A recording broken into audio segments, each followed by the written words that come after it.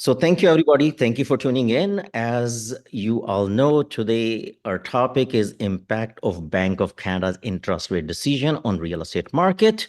So as usual, first of all, I'll do my PowerPoint presentation, followed by our expert panel's Q&A session. Now, Kishore, Bhavin, Amit, Prerna, and Shihan are mortgage brokers. Sandeep Chopra, Chris, and Jalil Siddiqui are our real estate lawyers. Prasoon is present as a estate planner. Mohit and Bani are our financial advisor, and Bani is insurance broker, and Deepak and Mustafa are our accountants for the day. So please use their services. They bring very valuable information to our seminars, and as well as they help our clients. So I would always advise, please use them. And if you need any of their contact information, please contact us. And now, as usual, this is a disclaimer that we try our best to bring all this information from reliable sources, but we cannot guarantee its accuracy and completeness. So please seek professional advice before taking action. Now, this is our topics agenda for the day. First, we'll discuss our May 2024 market report, followed by housing shortage. We'll discuss what's the housing shortage is at this moment and how it is impacting the rental housing, right?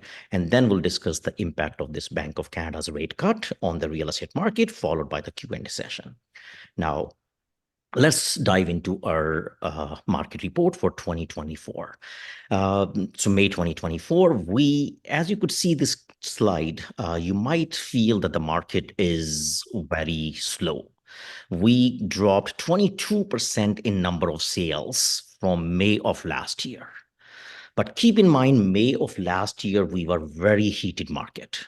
This is the time when our Bank of Canada's governor, Tiff McCallum, he misspoke when he said that we are done with the interest rate hikes and there won't be any more hikes, and the market actually came very strong. But then the inflation came back, and then he has to raise interest rates a couple of times more. And because of that, during that short period from March, April, May, the market was very, very busy last year. But if you compare to April of this year to April or May of this year, in last 1 month, we are static. We are selling the same number of homes which we have been selling last month. This is make it more clear if you see the May of this year as compared to May of last 5 years, right? Normally in May, we have probably closer to 8,000 to 9,000 sales. Yes, we are lesser this year as we were less in 2022, right? 2021 was abnormal year. 2020 was COVID year. So these two are anomalies. So I would say we are on track to becoming a good market right way. This will make it more clear. But I was saying when the market was very hot last year in May, and then as you could see, then Bank of Canada started raising interest rates again after May last year, and the market started coming down. Right, the number of sales started coming down, and we came down to as low as 3,400 sales in December. And then we started again rising. And as you can see, we are selling now better homes than the last couple of 2, 3, 4 months, right? Now, let's look into the pricing. So the pricing is not that bad as compared to May of last year. Last year, May, we were at 1.195. Now we are 1.165, which is a little bit less, 2.5% less than May of last year. But we are a little bit more than April this year. So the pricing is actually going up. As you could see, last year, May, we were, yes, very high. And then we started dropping pricing. And then, as you could see, in January, we hit the rock bottom during December, January this year, right? And since then, the average sale price is going up and up. And it, as now, as they have brought the interest rates down, it's expected to go more higher. Right. So now this is a TREB 7-year average sale price. So this is the average sale price for the whole year, not for a particular month. As you could see, and I'll reference this later in the session as well, prior to 2020 or up to 2020, our average sale price was closer to 800 and 900 is in 2020. And after that, as you could see, our average sale price has started going up. This is COVID, and after COVID, we are going up and up. So our average sale price right now is at a very high price, right? So we'll discuss that later again in the session. Now, let's discuss the months of supply. So months of supply is the actual measure which determines how the market is going to behave in the future, right? It tells us how much supply we have and how much demand we have. So it demand versus supply. So average, and as I have mentioned before in our sessions as well, if our months of supply is less than 3 months, is considered as buyer's market, seller's market. Less than 3 months, tight market, so it's a seller's market. More than 6 months is considered as buyer's market. Between 3 to 6 months is considered as balanced market. But for Toronto, we never reached 6 months in the last many, many years. I would say if we are more than 4 or 5 months, closer to between 4 and 5, we are sort of start feeling the buyer's market. So right now we are 3.1 months of inventory, which is sort of balanced, you can say, even though some people will feel it's sort of buyer's market, some people will feel it's sort of a seller's market. The reason for that, I'm going to discuss in the next couple of slides. So this is our months of inventory for the last 1 year.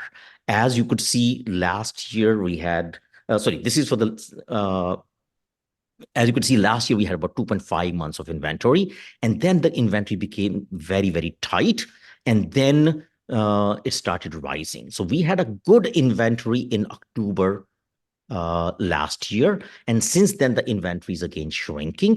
We came down to March again to 1.9 months of inventory, which was again very tight market. So early this year we were again feeling it's more of a seller's market. Now it's actually eased up a little bit because in spring we normally have more sellers come to the market, right? So because more sellers come to the market, inventory goes up. But the buyers are still on the sideline or were still on the sideline. So the buyers didn't come out in as many numbers as the sellers. So the inventory has gone up, right? So that's why we are sort of in a better market right now for buyers, right?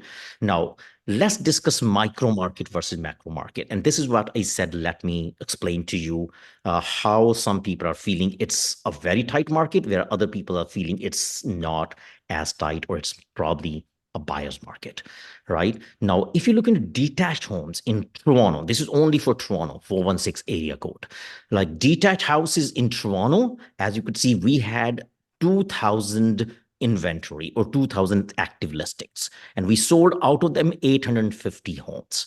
So about 2.4 months of inventory. So definitely a seller's market. Comes condo in 416 area code, which has a lot of condos, as you know, downtown and all other areas. Now we had almost like 5,000 listings, and we only sold about 1,200 homes. So it's about 4.8 months of inventory. So definitely this is a buyer's market.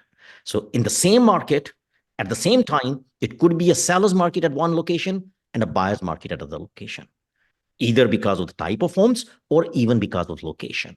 So to understand more details about the micro statistics of the market or micro stats, please contact us and we can actually explain that to you for your particular neighborhood or your particular home type you're looking for to buy or sell. Right. Now, this is our Canadian Real Estate Association graph, which shows us how the market has behaved in the last almost 10 years and how it's expected to behave for the next couple of years. So as you could see, usually we have closer to 500,000 homes every year, right? Except 2016-17, that's another time when the market actually dropped down, 17-18, sorry. And then we again forget about 2021. That was completely abnormal year when we sold 6,666 homes in 1 year. So that 666,000 homes in 1 year was abnormal. Usually we sell closer to 500,000 homes. Now, yes, 23, we sold only 440,000 homes. 24, we are expected to sell for closer to 500,000, 490,000. And 25, we are expected to sell 525,000. homes. So yes, we are predicting now the sales volume will start going up because the rates are coming down, people are coming out of shell, and we will sell more homes in the next couple of years. So that's as per Canadian Real Estate Association, and that's for the whole Canada. All right. Now, what's the Canada's housing shortage? Why we talk about that too much? Canada is experiencing the most acute housing shortage of any country in the G7, right? We need to build 4 million additional housing units to bring affordability where it was in 2004, which is practically impossible. And let's see why. Now, why are we having this acute shortage in Canada? This is the biggest reason is our population. Our population track shows that we have topped 41 million in population in late March this year. And that's within a year, we went up from 40 million to 41 million. We are growing at 2.5% annually in growth in population, which is probably the biggest growth for any country population-wise, right? Consider if your population is growing 2.5% every year, you cannot build so many houses. Housing is the minimum requirement for everybody to live, right? If someone comes to the country, they need to live somewhere. So that's why we are having this acute shortage right now, right?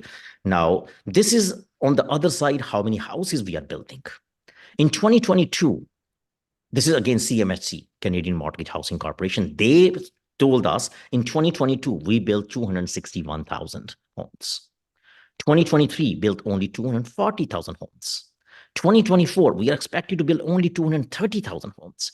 While the demand is going higher, while we are having more people coming to the country every year, we are building lesser and lesser homes for the last 2 years or 3 years in a row. Because builders are not able to sell their inventory. People are not ready to buy at the high pricing which builder are selling, right? So we are building lesser homes and we are having more population. Hence, our housing is going through this acute shortage, right? And that is also showing into rental crisis. Now, Canada, this is CBC report. The CBC News has done a survey of 1,000 neighborhoods all across Canada. And they said less than 1% of rentals are either vacant and affordable in whole Canada, right? So think of this way. Out of 1,000 neighborhoods, only 1% are affordable and vacant, right? So this is showing what it looks like. Red is where there's an acute shortage. Green is where there is a little bit balance, and yellow is where you have a little bit more inventory. As you could see, we can see mostly red everywhere, all over GTA and surrounding area, right? That's what is the acute shortage of housing right now, all over GTA and Canada. So this shows different neighborhoods. Now, keep in mind, 3% is the sort of need to make it affordable. 3% vacancy should be there to make it affordable and balanced.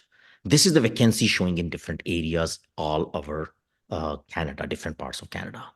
In Toronto, we are at 0.5%, which is less than 0.5%. We need 3%. So that's why we have an acute rental shortage. And this is continuing for last many years or last many months. Actually, we have become a little bit better in the last few months, which I'll show in the next graph. So this is since 2018. So this is the rental vacancy again. We used to be in 2018 about 1.8%. We went up to around 2.7% in 2020, which was more closer to the balanced market. And then we started going down. In 2022, we hit the rock bottom, 1.6. And now we are a little bit better, but still way, way away from where we need to be. And this is for whole Canada, not for Toronto, because Toronto is 0.5%, as we just saw in the last graph, right? So there is acute shortage for rentals. Now, what is the impact of Bank of Canada's rate on a real estate market? As we all know, Bank of Canada has now, after 4 years, of either holding rates or increasing rates, finally, they have cut down, right? So in June 5th, they brought the interest rate down from 5% to 4.75%. So this is the first cut in 4 years. And this is also the first movement after 6 consecutive holds. For the last 6 sessions since July last year, Bank of Canada was not moving the needle. They were not going up because there's no room to go up. We were already at a very, very high interest rate environment, and there was no need to go up. But they were not ready to come down unless they really feel the market is conducive and there's no risk of inflation coming back. And now, finally, they have started coming down. So they already came down quarter point, which is not significant, but it's the right direction. So it shows the direction where we are heading to. And this is what's the impact on the real estate market. There are two camps as per Financial Post analysis. There are two camps. One camp is saying that this relaxing interest rate will buttress the struggling real estate market, which means it will become again very hot and people may not be again able to buy or afford houses. Right? Whereas the other school of thought is that this cut is not large enough to influence market outcome this summer. Everybody agrees that the cut will definitely boost the market, and that's not a no-brainer. Everybody knows that. Only thing is when. So some people are saying this is already going to impact the market, whereas the others are saying it may not impact right away, especially in summer. So that's the two thoughts. Now, the first thought again is saying because of the supportive environment, now there are a lot of home buyers. Our friends, mortgage advisors here in the session will again attest later on in the session that they know so many people who have taken pre-approvals, but they were not ready to enter the market. They were waiting for this cut, right? So probably those people will jump back to the market, right? And that will bring the demand higher and the prices will again start going up. So that's the first school of thought again, right? So in short term, the average housing price is still sitting below the peak, which was in 2022. In 2022, average sale price was closer to 1.3 million. Now we are about 1.16. So we are still way below the 2022, right? So which means there's still room to grow. So that's where people feel it will grow. But if we look since 2005, as we see till pandemic, we were only about 900,000 average sale price. From 900,000 to 1.1 million or 1.16 million, we are already too high, right? So there may not be much room. So again, two different thoughts, right? So what is going to happen in short term? The buyers expect future housing prices to rise. So the summer housing market is likely to experience higher sales volume. So definitely the sales volume will go up, right? Even the moderate rate cuts will influence the sale volume, if not the prices. So the prices may not get impacted too much right away unless we see a couple of more cuts, but the volume is definitely going to be impacted, which other means if you're looking for a home, you may have much less inventory to look for, or you may not have much choices. And then any good house, which is done right, which is presented very well, may see price war. So that's what is going to happen. Now, as per global news, this Bank of Canada's rate cut is definitely a welcome sign, right? It's more of a psychological impact it will have, but may not be enough meaningful to improve the affordability. Because they're right, because 0.25% is not going to bring the mortgages too down, or people's affordability means they can be approved for much higher price. No, right? So this is a psychological move, so which means people will start moving at least towards buying the homes, but it may not change too much the picture, right? But as per Rate Hub co-CEO, James Laird, this is a huge move that we are now into a declining rate environment. So yes, we were for 4 years either increasing interest rates or holding rates. We did not cut rates for 4 years. So definitely it's a huge move that we have started now declining. And we are going to be in a declining environment. Everybody knows we can only go in one direction now, right? So there's a single 25 points may not have a huge impact. It may be marginal, but it's going to at least help the market, even though it may not be a dramatic help, right? Now, what's the impact of this cut on the mortgages? As we know, there are two types of mortgages, variable and fixed rates, right? On the variable rate, it's the immediate impact. Right away, as soon as the Bank of Canada dropped the rates, all 6 banks also cut their prime rates by quarter points. So, which means if you are on a variable mortgage, you're already paying lesser, right? So average, as per Rate Hub's analysis, average Canadian is going to pay about $100 or less every month with this small 25 basic point cut. So that's the impact on the variable rate. Now, what's the impact on the fixed rate? On the fixed rate, it may not have any impact, right? Because fixed rates are not tied to Bank of Canada's rate. They are actually tied to something called bond yield rate, right? And bond yield rate actually doesn't move with the Bank of Canada's rate directly. They move with expectations. And this rate cut, which just happened, was actually already factored in by the bond yield markets, which means the bond yield market already have predicted this cut and they have already adjusted. So which means a fixed rate may not move with this Bank of Canada's announcement, right? Now, so Bank of Canada's would this Bank of Canada's rate cut reignite sleepy housing market? And why do we call it sleepy? As you could see, and as we discussed, that we are right now having a good inventory again. So the market was sleepy. People were waiting on the sidelines.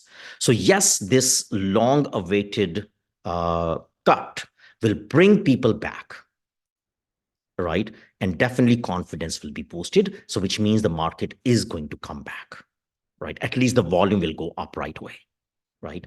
Now, how many more cuts will be there this year? That's a big question everybody is asking and wondering. Now, economists are divided. Some say there will be 2 cuts. Some says 3, and very, very few people saying up to 4, which is already 1 has been done. And some, like they are expecting even 3 more. Probably there'll be a couple of more cuts this year, right? So now Tiff McCallum, again, our Bank of Canada's governor, has clearly mentioned in his announcement on June the 5th that Bank of Canada is actually going to look into the data before they make decision. And there are going to be 2 important data before July 24. There'll be inflation data and unemployment data coming in June and July before July 24 next meeting. And that data will drive their decision, right? Chances are they will cut 1 more time in July. If not July, then definitely in September, because the next session after July or next announcement after July is going to be in September, right? So there will be 1 more cut and then probably another cut by the end of this year. That's most people are predicting. Now, this is why we are saying there might be 1 more cut this time, because inflation is definitely going in the right direction. And this is the biggest mover for interest rates, right? As you could see last year, when Bank of Canada said no more hikes, inflation started going up, right? And to control that, Bank of Canada had to increase rates. And now, after that, because they raised the interest rate to a very high level, inflation started coming down. And inflation after that is now almost at a very, very reasonable level, and they are comfortable. And that's why they have started cutting interest rates now, right? So this is how the inflation has been since 1987 and how it is going to be expected up to 2029. So this is from Statista. They have this actual inflation graph and then some prediction. So We have seen inflation as high as 6.8% in 2023, right? Which is very high. We definitely want to be somewhere closer to 2%. The target is always 2%, right? So there are times when we are at a very high rate, like in 90s and now in 2023, right? But now it's already closer to 2.6% or 2.7% at this moment. And they are expecting by 2025 to go to 1.85%, which is below their 2% target. And then it will remain under 2% from 2025 onward, which means if inflation is within their target range of 2% or less than 2%, rates can only go down. So rates will come down considerably. Let's be honest, they're never going to come down to the level which we saw in 2021 or 2022, because those were pandemic rates, but the rates will come down considerably at a very comfortable level, right? So what does the US impact has? Now, our inflation is under control. Our inflation is expected to be under control, and our rates are already coming down. Whereas US, on this June 12th, just this Wednesday, this last couple of days back, did not cut rates, even though it was expected to cut at that moment. So it's a tale of two central banks, right? We already are the first one in G7 countries to cut the rates, whereas US is still holding the rate. They did not cut at all, right? Now, why they didn't cut? Because they're still feeling their inflation is not under control, and they want it to be more under control before they start cutting rates, right? So what does their impact have? Our Bank of Canada's policy, monetary policy, has an immediate impact on variable rate, as we all know, right? As I said, as soon as they cut, our variable rate goes down. But the US rates impact more on the bond market, and hence the fixed rates. The fixed rates vary more with the US market. So if US is not going to cut rates, then probably fixed rates will not come down. When US cut rates, fixed rates get impacted, because that's what controls more the bond market. When Bank of Canada cut rates, we directly get impacted into a variable interest rate market, right? So the Fed's role in the fixed rate mortgages as they decrease. Now, again, it's a very complex situation, which economists can answer better than me. I'm not the economist, and I am not very much expert on this one. The only thing in short we can say is that Fed's role is more important for the fixed rate mortgage rather than variable rate mortgage. Now, as we all know, this is the graph we have discussed many, many times before.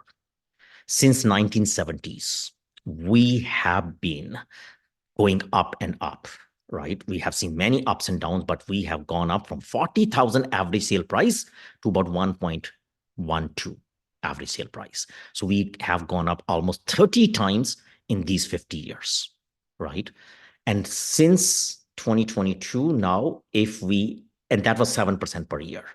If we expect to grow only 3% for the next almost 30 years, so by mid 50s, our average sale price will be 3 million. I'm just trying to have a pause so that you can let this sink in. And if we grow at a 5% from now till mid 50s, our average sale price will be 6 million. So which means it doesn't matter what you buy now or where you buy now. Your average sale price will be almost 3 to 6 times more than what you pay now within the next 30 years. So which means it's probably the best investment, best time to buy now. And we all know the market can go only in one direction, right? So we have to take action now. This is another graph I just want to share with you. So this is our number of sales in this red and inventory in this orange or yellow graph. As you could see, since in May of last year, we had a very, very tight market because we were selling almost all the homes we were getting in the market. right? So there was almost no gap between the number of sales and inventory or the active listings. And that's why last May, we were a very hot market. Prices were going up and up, right? And then from May onward, the inventory started going up and the number of homes started going down. Number of homes sold started going down. And this gap started widening. And that's where the market became better for the buyers. So it was a very good market for the buyers late last year, like October, November, September, October, November last year, because we had almost like close to 5 months of inventory, more than 4 to 5 months of inventory. And then again, early part of this year, if you have been into the market, either buying or selling homes or attending our session, you might have heard this from us that the market is again very tight.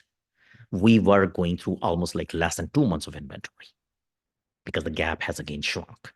And since April this year, market again has a good inventory and less number of sales. So we are now closer to 3 months of inventory, which is a very good sign again. But this gap again, which is good for buyers, is not going to last. Now, we all know with the cutting rate environment, which we are in, the rates can definitely come down more sometimes in future. This inventory will be absorbed much faster and will be again in something like this market or this market where you'll have very little choices if you're planning to buy, very few homes to choose from, and the prices will go up because this is demand and supply. I think everybody can understand demand and supply, right? So what's the conclusion then? Conclusion is that definitely we can only go in one direction for the interest rates, which is going to come down, and the pricing can go only in one direction, which is going to go up. So you have to take action now before it's too late. So you need to book your one meeting with one of us so that we can explain that to you in more details. Thank you, everybody.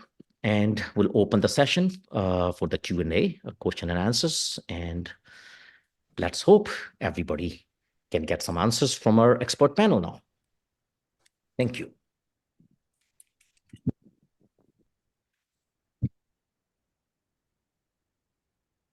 Great.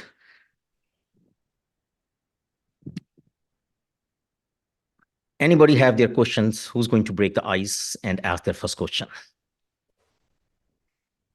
What's the best rate? What's the best rate currently, like variable versus trial, let's say log rate? So very, very important and good question. This question is being asked almost every time when there's a mortgage, right? Our mortgage brokers, they all can chip in. Everybody may have different opinion, right? There's no right and wrong answer, I believe. But again, I'm not an expert. Let me ask experts. So who's going to start? Kishore or Bhavin or Amit or Prerna? We have wealth of knowledge here. So please answer this complex question. Let me take a stab on this one. Definitely, with the rate cut, we have seen the change. And with the 0.25%, definitely rates have come down. So I have seen prime minus 0.8 as the best one right now. So really depends on the structure of your file and where I am going to take your file. It depends on that too. Fair enough. So good news, prime minus 0.8 will bring you very close to 6%, if I'm right, because prime is around 6.95. So which is a very good variable rate, and especially when the rates are going to come down further in the next few sessions. So it will bring you under 6 very soon. So it's a good point. But also, I believe, if Prerna, correct me if I'm wrong, not everybody can qualify for the variable rate as of now, because you have to qualify for a much. Definitely. Exactly, because obviously, if we are going to take prime as rate as 6.8 or 6.6%, then stress test would be 8%. But varies if I go for a fixed rate, which is like 5.2% or 5.1%, then the stress rate would be 7.1. So definitely qualification becomes higher in that case. Perfect. Thank you. Kishore, your view. Yes. I mean, it's definitely helping qualification, but you made a good point, Sam. It counterbalances as rates come down, prices go up, right? So if you don't act now, your purchasing power kind of remains the same. There's short periods where you have an upper hand, like this slump when it transitions, right? Yep. But as rates come down, I think the other side prices go up, so that counterbalances it. Okay, but the question is also, what's a better option now? Fixed versus variable. I know you want to avoid it. No, there's no better option. What's your perception, right? I guess the answer is what is going to be the velocity of the drop, right? It's not going to be the roller coaster ride of 600% in 18 months. It's going to be a gradual, steep, gradual decline, right? So it might be half a point a year, might be 0.7. So it's hard to pick one over the other. But right now, my position's always been, in a normal world, variable rate was 1% lower than the fixed. You would never take a variable if it was at least 1% below the fixed. So I don't see why you should do it now. Fair enough. Fair enough. Okay. Amit, your view, my friend. So there's many factors that come into this, and it's the opportunity cost that you want to look at. So, if you go into a 3-year fix today, but you're looking to sell the property in 1 year, your cost to break is going to be much higher than it would be on a variable. So there's a lot of moving parts where we have to sit down and say, what's your short-term and your long-term goals? Right. So that's number one, to always factor before you make that decision. Number two, fixed rates are the best rates right now because they're lower. You're saving yourself approximately 1 to 1.2% between the variables. So your monthly cash flow is very important.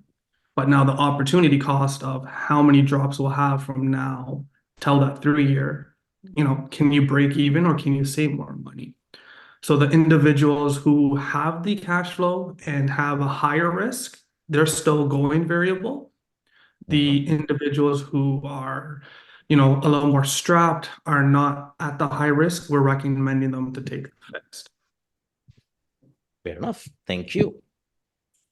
So I think there is a good mix here, and I think Sam, I'll add to the group there.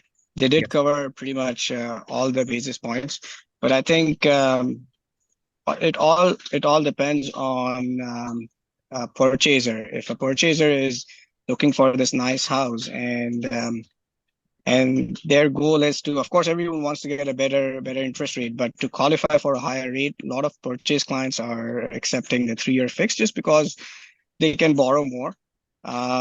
Versus if the clients are qualifying for a variable rate, I think it is advisable to go variable. Why? Because yes, the rumor is, or the speculation is, that the rates are coming down.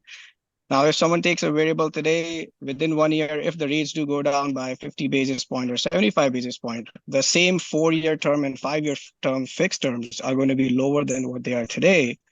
So at this point, you're risking a 1-year term, and again, it's a speculation. So at the end of the day, it's also the client has to be comfortable. But I would stick to variable.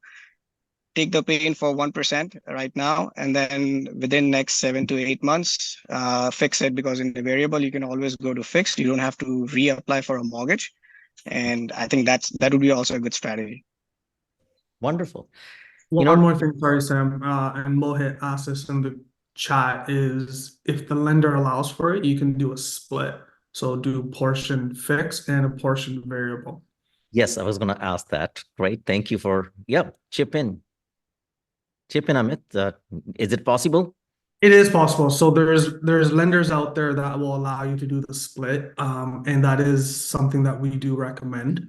It's just also looking at, back to my point, is can you afford to have that as a monthly, right? So that's where the short-term and the long-term goals come into play. So we want to make sure that we're not putting you in a position that, God forbid, because we don't know what's going to happen ever, and the Canadian government has shown it. What if rates start to increase again? Will that impact you? Right. So we got to look at those there. Absolutely. Great.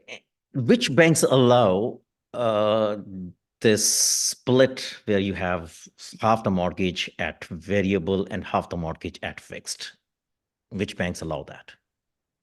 Scotia, TD, Kishore, you can confirm for CIBC. In CIBC, we can make it happen, but conventional only. Yeah, I guess most banks will be conventional. Yeah. Okay, perfect. So it means banks do allow, you're saying, variable and fixed split. So if someone wants to go half variable, half fixed, they can do that. Right? Correct. Perfect. Okay, so here's the answer to your question, Mohit. Thank you. I have this comment which I made during my presentation, and I want to get probably your feedback from the mortgage people. I have been told by some of you and many other friends that there are tons of people, banks are having like tons of pre-approved mortgages at this moment, which people were sitting on the sidelines. One, if you can confirm how much or what's the fact, and two, if you can also say if you are seeing any movement with this rate drop on your side. I can go first. Yeah. So yes, there's a lot of truth to the fact that I'm sitting on a lot of pre-approvals. They're waiting for this beacon, right? And that beacon has shown, and the beacon was getting below that 5%. People had that mental block, I would say, to 5% plus rates. 499 versus 504 is not a big difference, but mentally it plays a big role.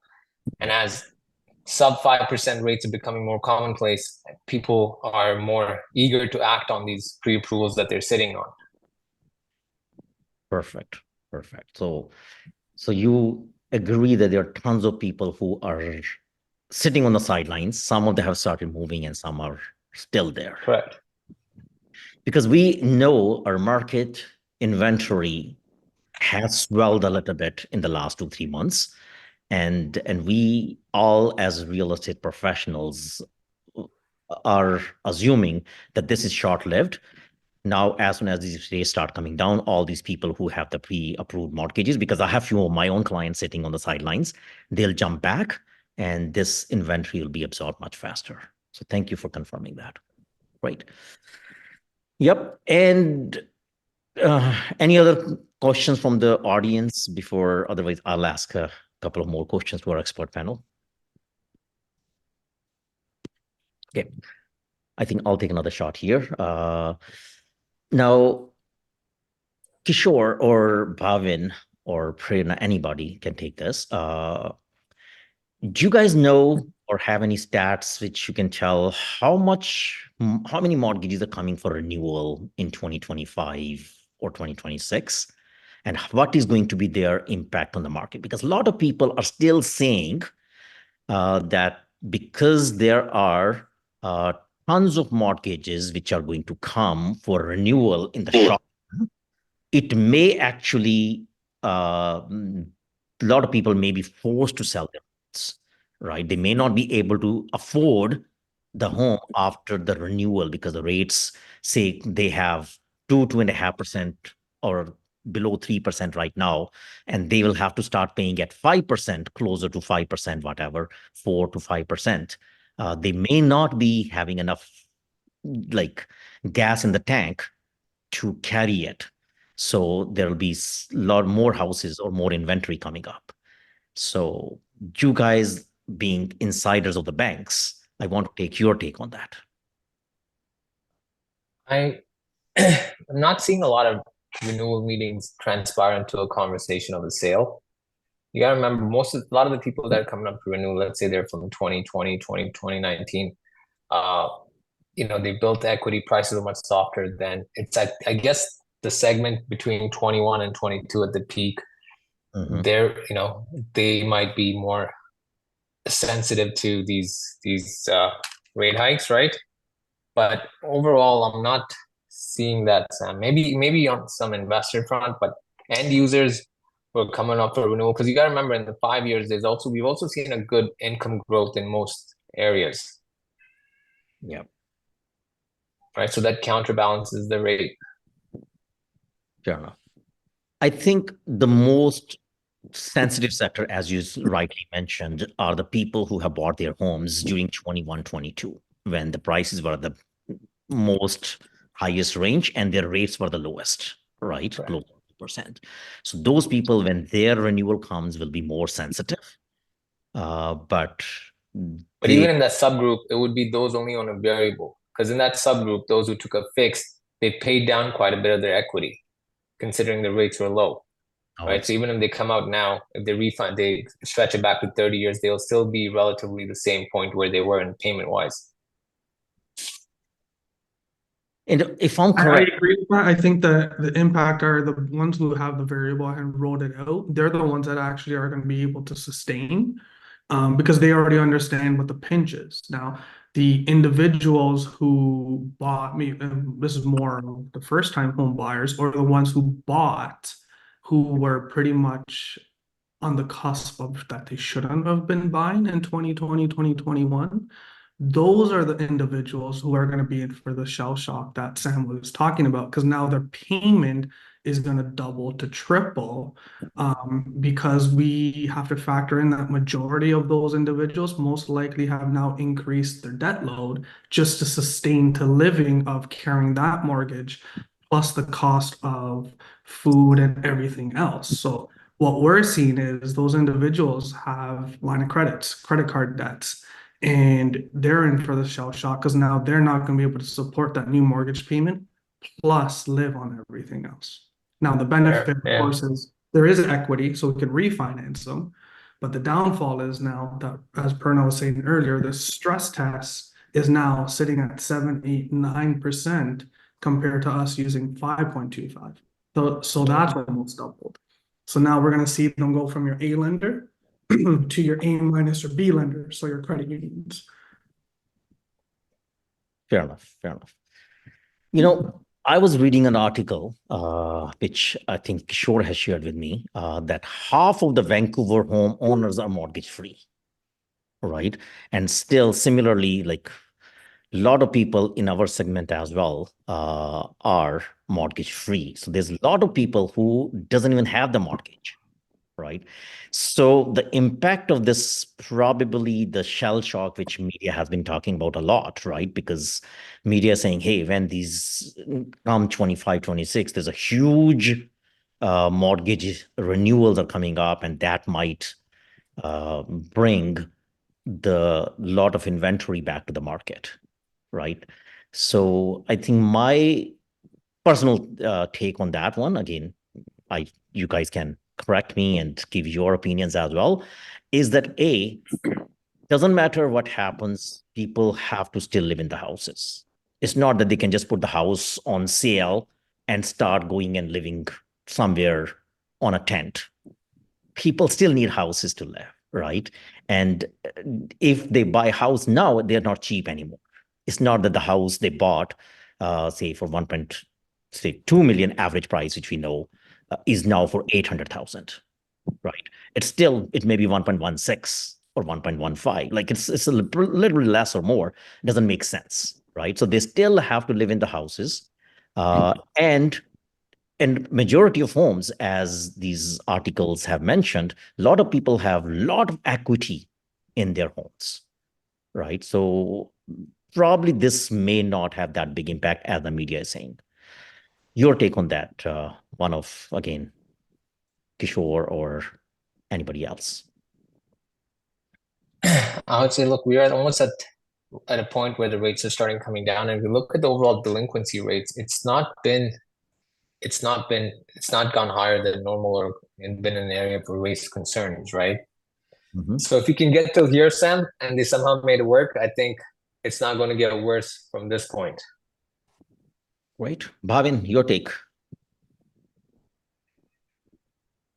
Sam, I think the only take I would say is Canadian banking system is so strong, and they are already foreseeing these renewals coming in. So what happened in June first week, the rates coming down, is in the right direction. So by the time you're talking 25, 26, I think you said it very right. Is someone living in a home is not going to just sell the home, and where are they going to live? Because rents are high actually. So if someone wants to rent a home, they're actually going to be paying similar payments. So they're going to make the end work, I guess. And having said that, the rates are already at 5%. If you look at the 3-year fixed, these mortgages were qualified at 5%, 5.25% as qualifying rates. So again, if things were done rightly, they should be fine. I think I agree with you. Perfect. Thank you. Yep. And don't forget that at the same time, the home prices and the home shortages are also a big factor because they're going up, right? So shortages are becoming wider, and also home prices are going up by even as Sam said, psychologically it has effect, and just people are on the fence, they jump into buying, and that increased the home prices in certain neighborhoods because people are now looking for a location, big land, big kind of access. So those are very be psychologically the effect will be there for sure. The main thing is most people right now they're looking for approval, if I'm not wrong, right? So whatever way they get approval, like for 2-3 years, as Sam said, those rates are not coming back, right? So, but the best we could get in 4 or 5 years is going to be 3.5 or 7 or 4% at the most, right? And home prices will possibly be another 15% higher than what is today. Well said. You know what? Also on I think Sam, I'll add to your point is the only thing that can change or affect this situation is if the house prices go down by another 25 basis point. Then yes, clients who are thinking of their mortgages versus what the value of their properties are, then it would be a bigger problem. But as long as the values are intact with the rates coming down, no one would want to let their 100,000 or 200,000 equity go out. So I think we'll be fine. Will be fine. Perfect. No, as I mentioned, and that's why I presented that housing crisis and the rental crisis, which we have looked into in our session. We are going through acute housing crisis and super acute rental crisis. So, as I said, we are increasing 2.5% year over year in the population. We are not building enough homes. We are having already acute shortage of houses and super acute shortage of rental units. So, which means people can only buy homes, whatever they have, right? So prices cannot go down considerably in any way. Perfect. Great. Thank you for all your input. Any other questions from anybody else? We only have 5 minutes left in the session. So if anybody has any questions for our financial advisors or estate planner, person is here. If someone has some planning issues or something, and accountants are here. So anybody have any questions, please feel free to ask.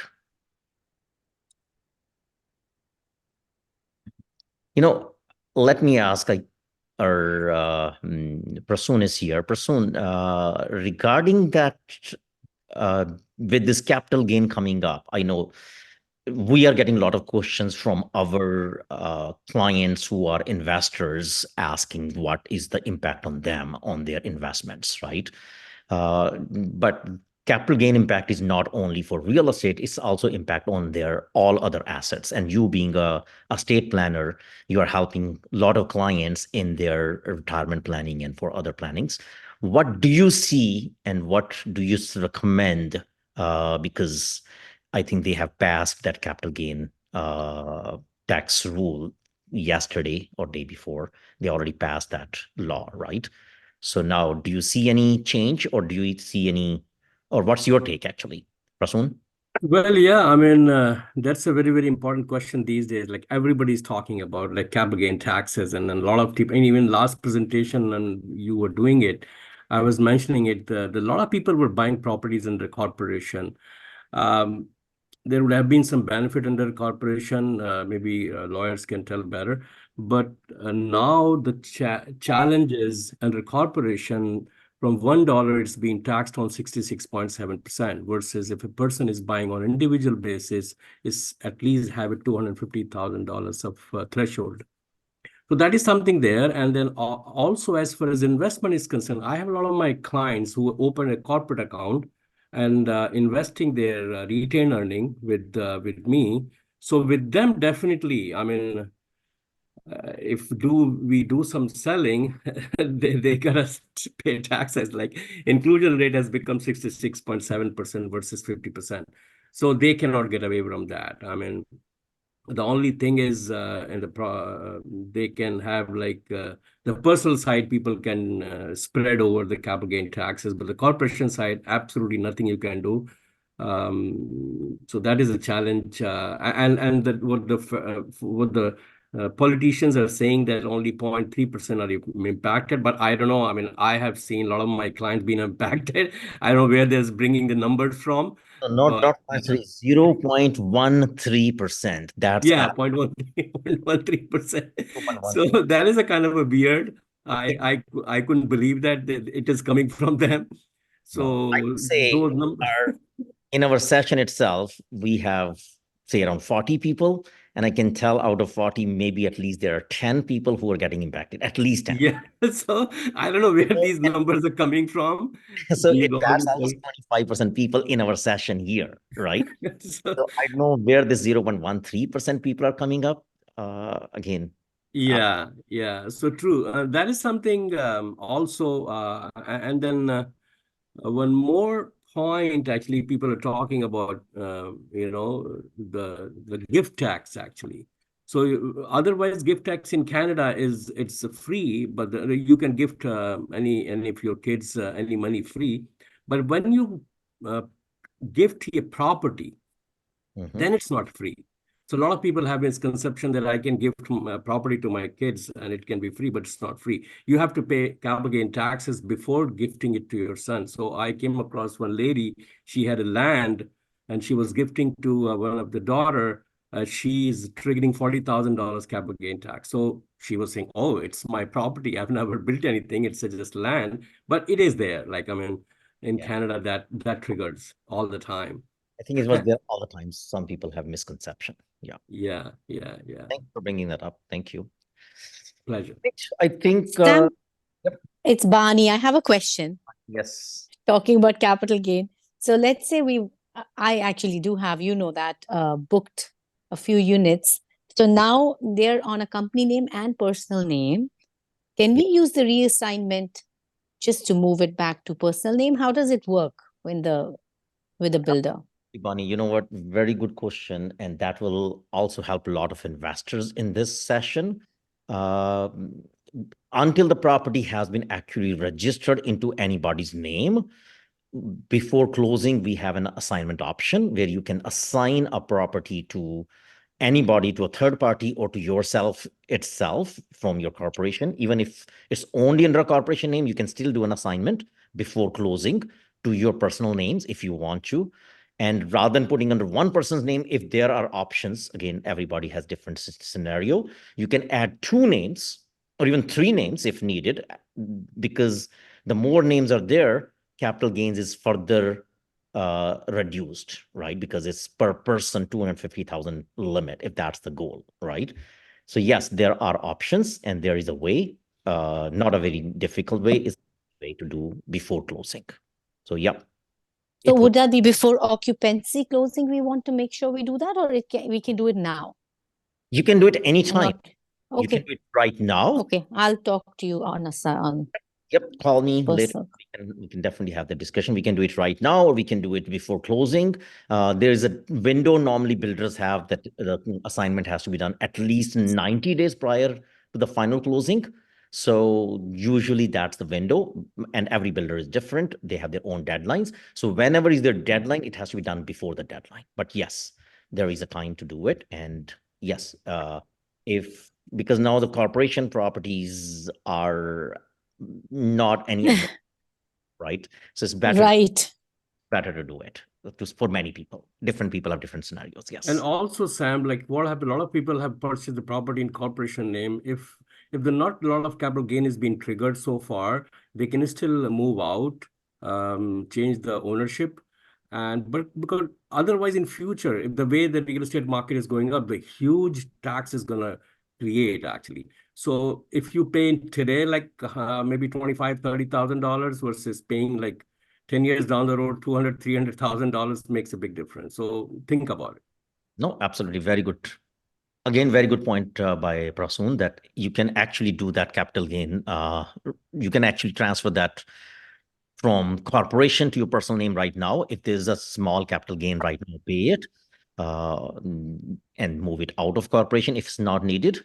And there might be some other costs like land transfer tax or some other type of taxes involved, which probably our lawyers can help us to understand that better. Sandeep ji, if you're still here on the call, can you please just quickly advise if someone has to transfer a property from a corporation to a personal name, what type of taxes or land transfer taxes are there? Yeah, land transfer tax will be involved. Okay. If it is a kind of gift from corporation to personal name or from personal name to corporation, if it is a gift, then it will be a $0 transaction. But again, if there is a mortgage on the property, land transfer tax will trigger. If there is no mortgage, then there is no land transfer tax. Very good. It's a very good. One thing to also mention is that you will need a brand new mortgage. If the mortgage is in the corporation name, you have to re-qualify your person.